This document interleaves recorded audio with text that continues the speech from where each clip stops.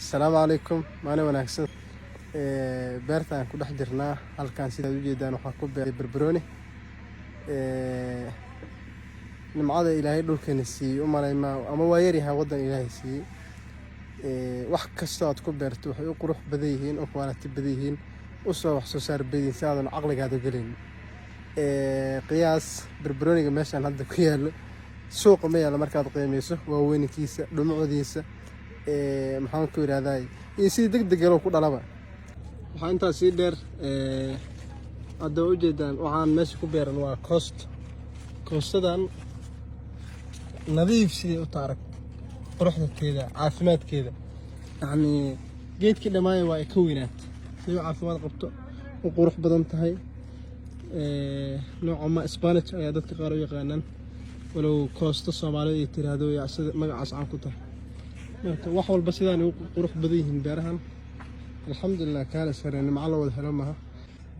waxaa inta si dheer carradan hadda barbarooniga saad u jeedaan ku beeran yahay waa carro guduud saad u jeedaanba halkan waa Hargeysa dabeed carradan carro guduud waaye iyadoo carro guduud wax lagu beeray ayaa haddana sidaas wax u baxaya quruxdaas iyo tayadaas iyo dhalmadaas tirada badan geedkan hadda inta mir ay saaran oo u jeedaa kor waxa ka wada dhamaawad ubax marka alxamdulillah ilaahay nimcadan uu siiyay wax badan ay tahay inaan ku baraarugno beerano xoogan aan saarnay inaan dhaqaalaheena iyo dhalinyaradeenna inta baan gelino beera marka waxa ugu weyn waxay tahay in anagu aan isaamino beeran ka shaqeynaa haggaas ayaa dhaqaale iyo magac iyo maamuus iyo sharaf inta soo jira